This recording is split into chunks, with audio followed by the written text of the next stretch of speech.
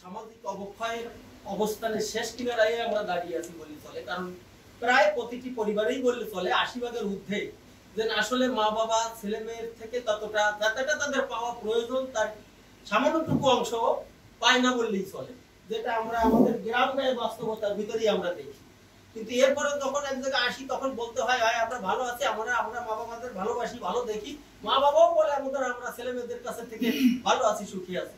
কিন্তু কতটুকু ভালো আছে, সুখী আছে দেখেন আগে যখন সরকার, আমি একটা কথা বলবো, সরকার সমাজসেবা অফিস থেকে যে এনাদের ভাতা দিতেন, এই ভাতাটা ব্যাংকের মাধ্যমে দিতেন। দেখা যেত ওনারা নিজেরাই এসে এই টাকাটা ব্যাংক থেকে গ্রহণ করতেন। চিতলমারীতে আন্তর্জাতিক প্রবীণ দিবস পালিত।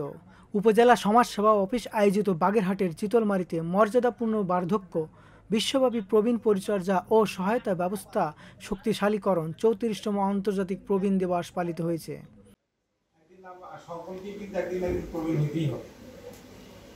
তো যেহেতু প্রবীণ দিবসে মর্যাদাপূর্ণ বার্ধক্য,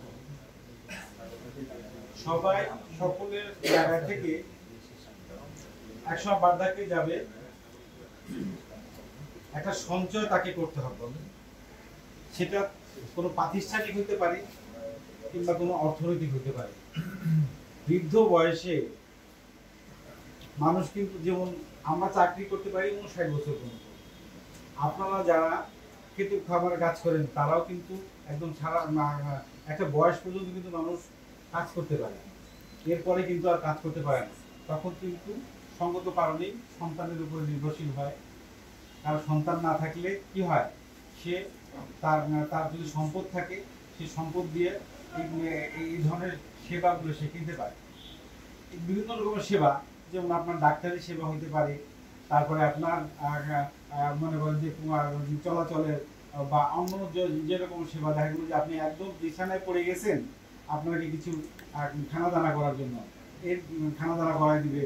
বা আবার আরো বেশি অসুস্থতা, একটা সময় তো মানুষ আরো বেশি অসুস্থ হয়ে পড়ে, কিছু আপনারা দেখেছেন।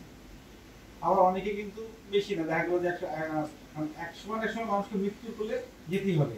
তবে একটা আমাদের বাংলাদেশের গড়াই হচ্ছে ৭৩ বছর বয়স, মানে বাড়ছে নাকি ৭৩-এর পরে ৭৩ থেকে ৭৬ বছর গড়াই।